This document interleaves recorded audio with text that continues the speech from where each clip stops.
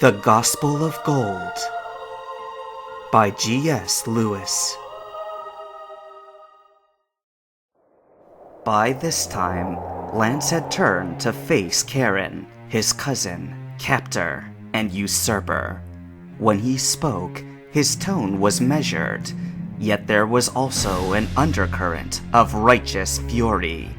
It was similar to Karen's, but untainted, like the wrath of the judge against a lawbreaker found guilty. Indeed, his voice boomed with the resonance of law itself personified. "Take heed, all who would hear me," commanded the champion. "This modern experiment of the Johto League has reached its end. Its merits have been weighed and found wanting. Therefore, the League institution of Johto will be broken, and its power divided, beginning here." Lance pointed up at Claire, who recoiled at the reprimand, her face ashen.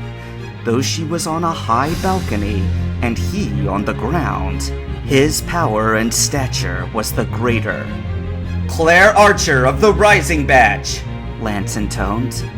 "By the authority invested in me as champion in the eyes of men and God, I hereby revoke your rank as gym leader and cast you from the Pokemon League. However, this building will not be left desolate. It belongs now to the trainers who have always served in its upkeep, until a worthy leader is found among them." Still pointing, Lance lowered his finger to the doors of Blackthorn Gym, wide open and cleared of obstructions. As if heeding an unspoken order to charge, the entire crowd of ace trainers gave a great shout in one voice and poured forward. Even those still in nightclothes or with fainted Pokemon disappeared inside, so that Alan remained the only ace trainer left standing at the gate. Claire's jaw twitched wildly, but somehow she found her voice again. "You can't! You aren't champion anymore!" Lance did not acknowledge her, but whispered something to Kingdra, who had been idling passively since he had first appeared. His order became clear at once, as Kingdra shot a well-aimed jet of water at Claire, flinging the former gym leader clean off her feet and over the side railing. The blast had been both skillful and powerful, for she continued to be launched upward for some distance, before descending into the lake by the gym's west wall. "Please take her to my grandfather," requested Lance, this time in common speech, so that his remaining audience could understand. "I cannot stay here, but the elder will know what to do. He's her grandfather too." Kingdra issued a grunt of acknowledgement and dove into the lake to ferry its trainer.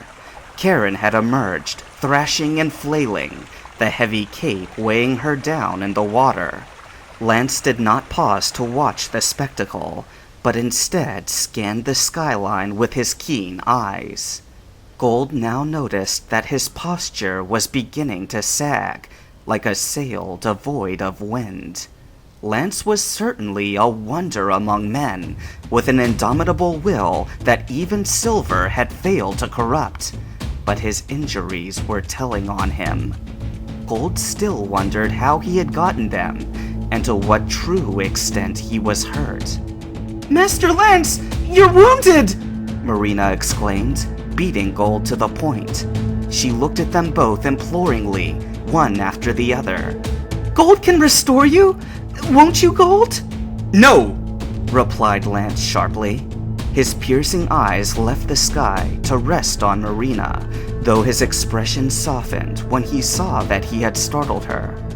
"I can bear this," he said, in a reassuring voice that did not match his grimace of pain. "I must. This wounded body is a harbinger of what will happen if the alliance of the Johto League and Team Rocket continues unchecked.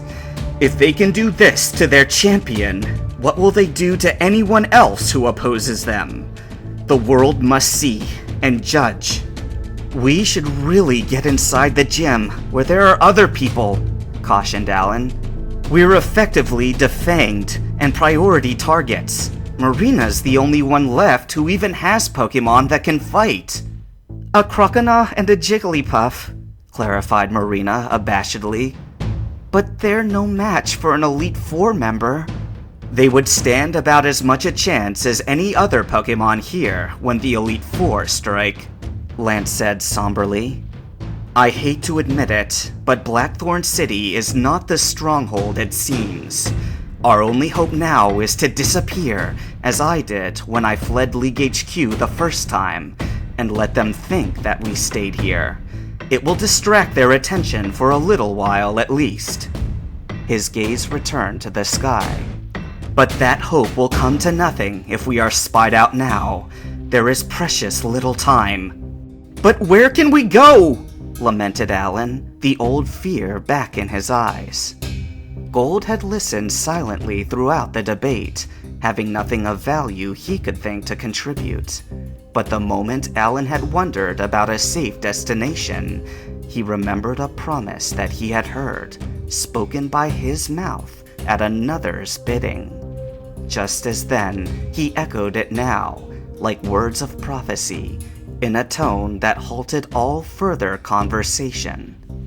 "However tenaciously the world strives to bury the spirit, Johto shall be set aside as a refuge, and Ecruteak shall be the first."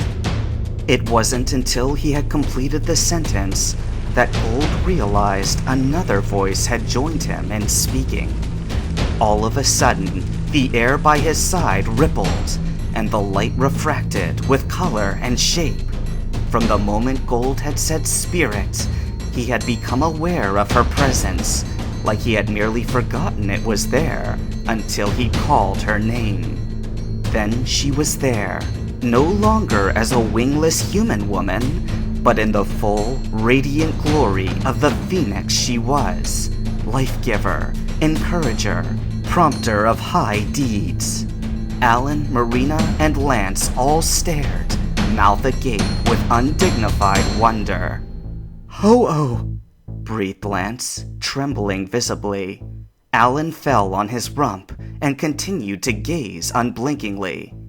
"Come, champion," said the phoenix with courtesy, lowering her head.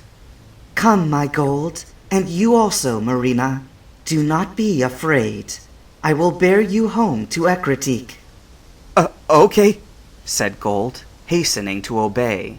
Beside him, Marina stood rooted, unmoving, until Gold pulled her gently by the hand.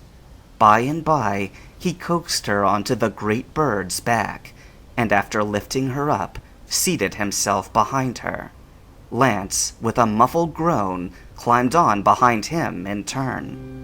Alan watched them go with longing and mild hurt. "What about me?" he asked in a small, almost pathetic voice. "I want to help. Will you not let me redeem myself in some way?" Gold beheld him with pity, knowing how it must look to Alan.